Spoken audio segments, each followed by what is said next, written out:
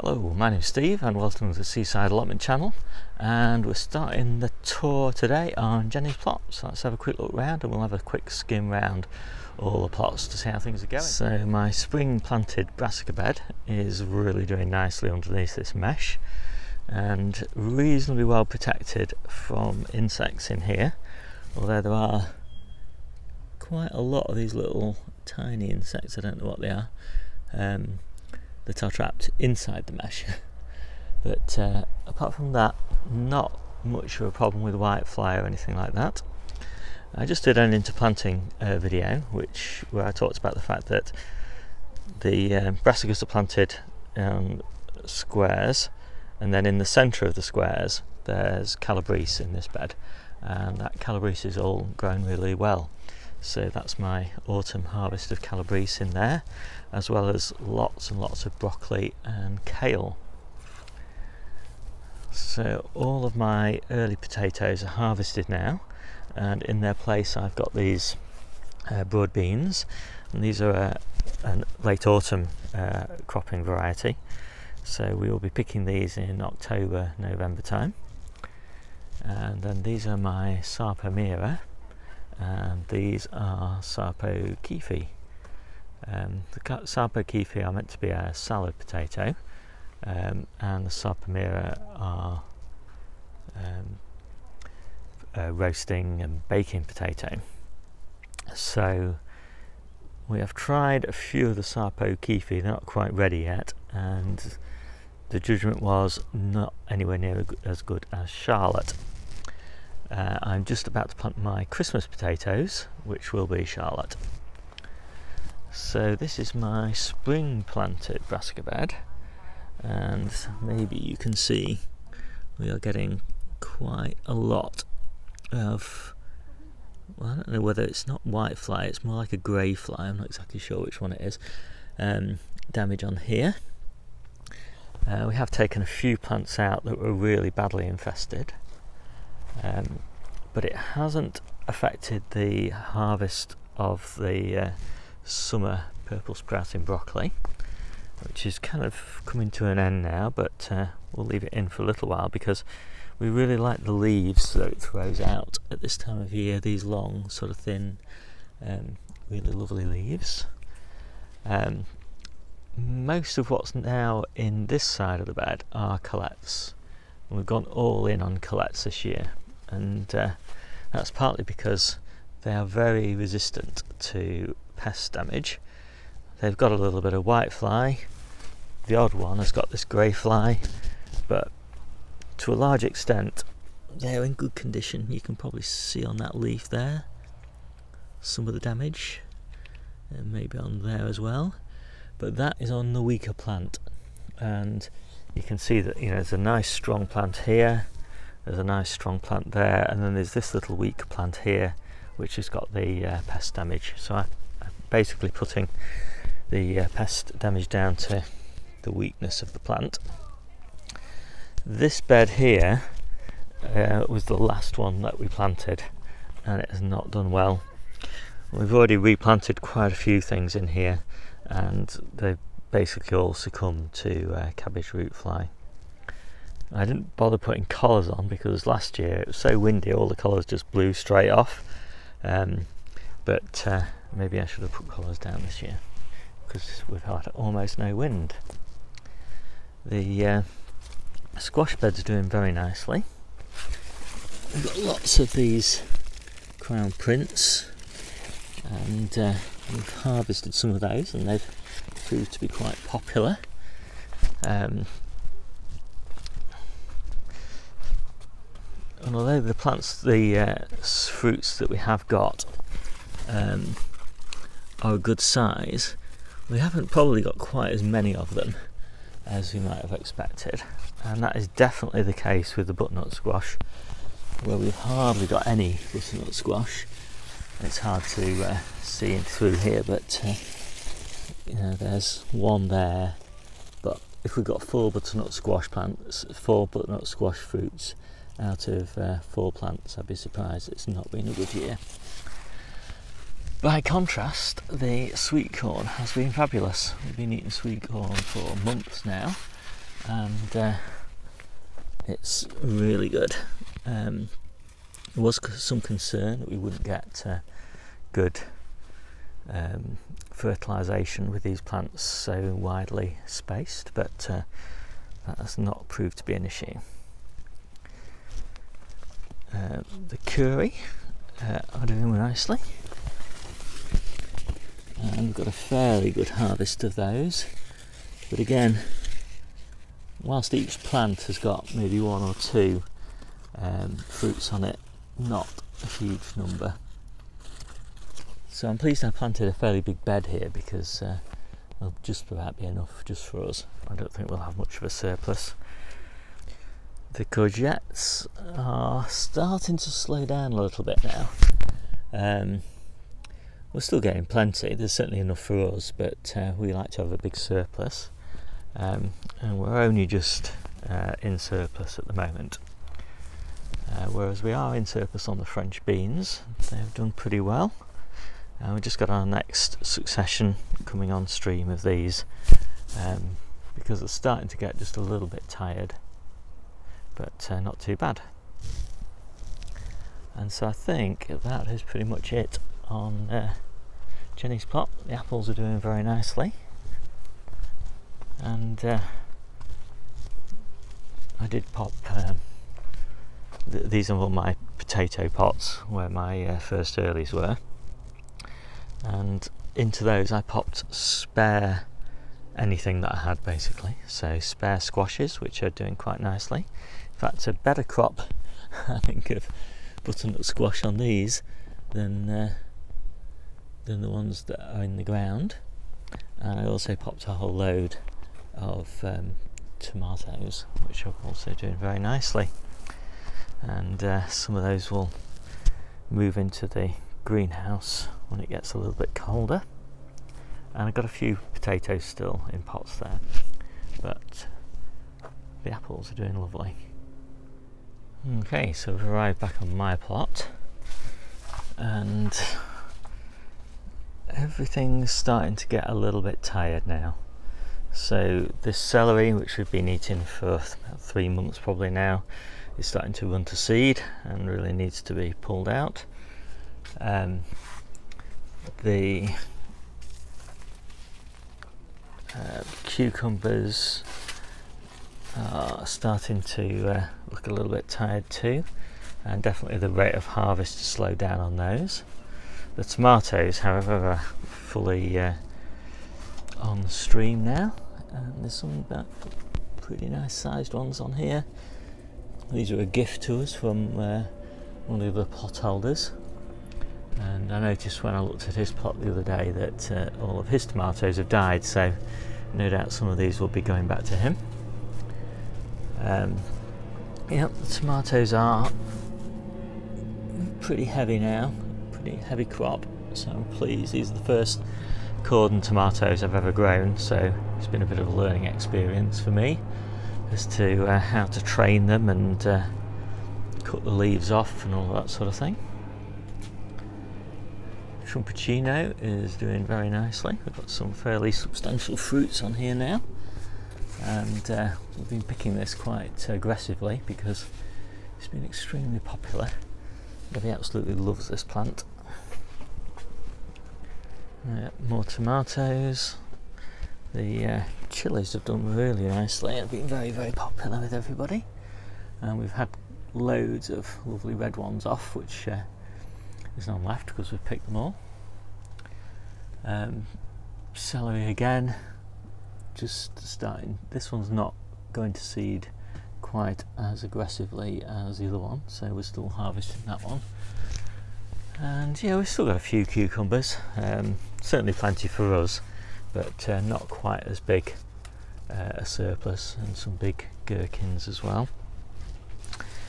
I have started now doing planting for autumn, so I popped some runner beans in here so I can keep the runner bean harvest going as long as possible. And what else have I done? I've got some Malabar spinach in here. I've got some more cucumbers to replace the ones that are in that corner, so once those are completely exhausted I'll move that pot into the corner so I can keep that harvest going for as long as possible. Oh, and I've got a nice red chilli there, that's ready for picking. I've got loads of tomatoes in pots as well, and again those will probably start coming back into the polytunnels fairly soon. Got some more cucumber here, which oh yeah, there's a few on here. Again, this will be back into the polytunnel fairly soon as well, as soon as I get a bit of space. Oh, hold on, let's get on and look at this. So I just planted, this is the last batch of carrots, and I'm really pleased to see that I've got really great germination on here.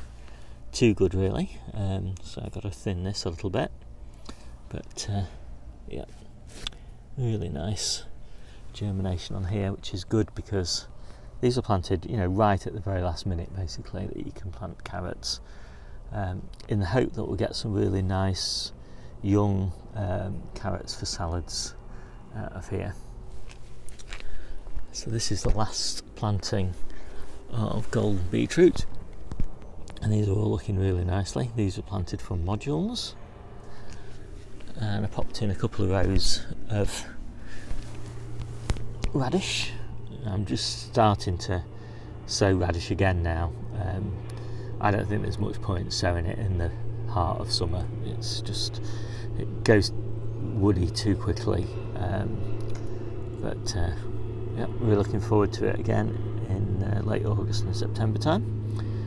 And then this is the very last planting of cylindra beetroot, and this one keeps growing and growing and growing right through into winter, so there should be time for that.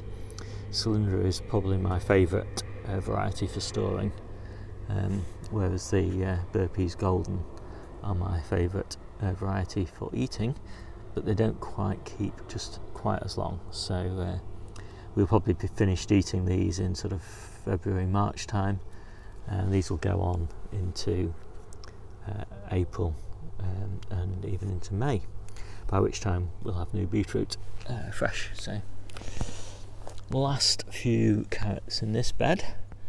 I'm thinking that this bed will all be spring onions, and I have those all ready on the patio to plant, so I'm just waiting for a good time to do that. I've just potted up all of my strawberry runners down here, and those are all destined for the polytunnel in sort of February, March time for an early crop. I've got some nice beetroot. This is what we're currently eating. I did cut the tops off here in an attempt just to stall the growth a little bit, because that sort of size of beetroot there, that's plenty big enough really. I don't need any bigger than that. So yeah, just cut all the tops off just to slow them down a little bit, and it seems to have worked well. It also has the advantage that I can see them, and when you can see something that's ready to eat, you eat it. The New Zealand spinach is going crazy. I'm actually going to be harvesting this pretty soon and replanting this bed with salad crops for winter. I've got some more golden beetroot here.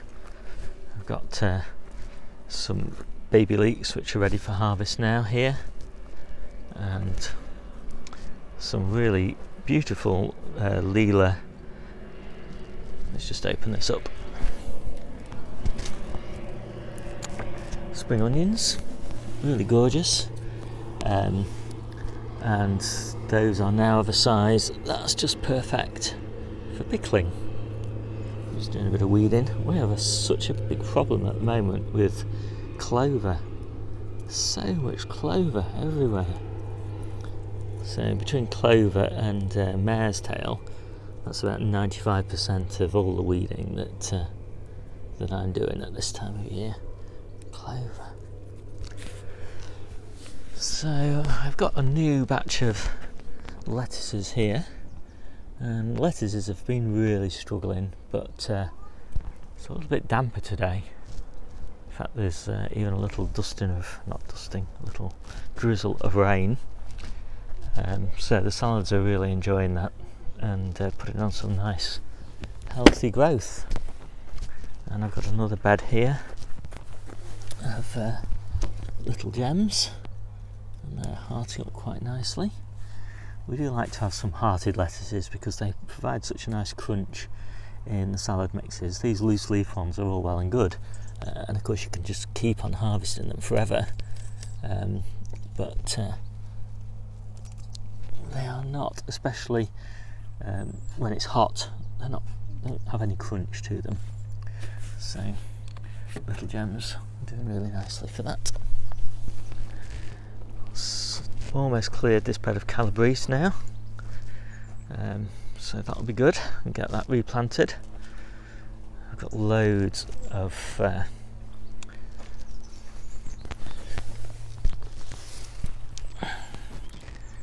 very sickly, rusty beetroot, golden beetroot in here, so I think I'll cut all these leaves off, and they will recover, but the actual roots in there are ready for eating anyway, so it doesn't really matter. But I've had this problem before, and if you do cut the rusty leaves off, then they tend to regrow just fine. More baby leeks, more lettuces, and I've just popped this lettuce bed in here and it's struggling a bit. The quality of the plants was really poor when I put them in. They are starting to pick up a little bit, but they basically, you can see they've just been really badly eaten as little seedlings. And can you see how much mare's tail there is in this bed? Look, I probably weeded this bed of mare's tail only a couple of days ago, but I think I've got some slugs in here as well, because you can see they've been eaten. Anyway, here's my sweet potato bed, and it's not looking too bad. You can see the mare's tail everywhere. Carrots, and these are the leeks for that will be left to grow to maturity, and there's another big bed of those on Jennie's plot. Spare tomatoes, more beetroot, and these are lovely spring onions. And I say I've got a lot of spring onions because it's our objective to be able to eat spring onions all the way through the year, and it looks like we're going to succeed in that. And there we go, and there's some chard. I cleared the last of my chard, and I've just replanted with these new little plugs. There's 2 or 3 plants in each plug, and they're looking okay. I've just got this bed spare now, so I just planted some new, mostly I think in here there's kales, various different varieties, and a few cabbages still to pick. We are gradually working our way through these, but we don't eat a huge amount of cabbage, so it's a slow process. And lots more carrots, golden purslane, which is still doing really well. And I've just planted a golden purslane bed in the polytunnel. So I've got more carrots in here. I've got some celery in here, and my new golden purslane bed. Golden purslane is quite tender, so hopefully we'll keep it going in here for a little bit longer, because it is a lovely addition to salads, really crunchy. And I've got some French beans, and these are in the polytunnel because hopefully this again will keep going well into autumn. Probably planted these a little bit too early, probably could easily have been putting those in now, but lesson learned. So here's Debbie's plot. It's looking as lush as ever. I had to do quite a lot of work on here to keep it reasonably free of caterpillars, but it's not too bad. I think we've succeeded. This kale rebor is looking very majestic. Strawberry bed, still the odd strawberry on here.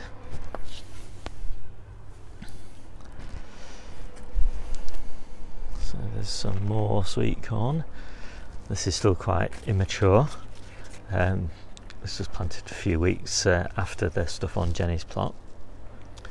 I've got some more colettes on here. Herb bed, New Zealand spinach, beans. We just can't keep on top of the beans. Just look at the size of these, ridiculous. We need to get these picked as soon as possible and composted probably. But there's still some nice young ones on there. This is the broccoli. It's doing well, and we're getting a lot of caterpillars' eggs on it, but keep squashing those. And I am spraying with the soil bacteria stuff. Oh, there we go, look. Every day there's a few more. And I can see some more around the other side. Lots of berries. Apples are looking lovely as well. Loads and loads of black currants, even though Debbie keeps picking punnet after punnet of those. There's only so many black currants you can eat. Let's get rid of a few more of these caterpillar eggs. And what else? Lots of flowers everywhere. Wow, look at all those strawberries in there. Those look really gorgeous, don't they? I'm hard pressed to resist eating them, to be honest. And Debbie will watch this video now, so she'll know if I do. Yeah, last few broad beans, and then we'll be waiting for the autumn crop. Global artichokes, we just transplanted this and it was a really sickly little plant, but it's looking quite healthy now. Everywhere on this side there's mare's tail, absolutely everywhere. It's quite a slog to keep on picking it, but anyway, actually I can't leave Debbie's plot without showing you quickly this little herb bed that she's put in. So there's some lovely parsley here, some red vein sorrel, which I really like. It's so it's got such a punch to it, such a lemony, zingy flavour. And we've got some very nice looking spring onions here. Some celeriac, I think that is, some lavender, and a few red cabbages. And these got really badly infested by caterpillars. But I sprayed them with the soil bacteria, and there's a chance that we saved them. We'll see. And a little bit more sweet corn there.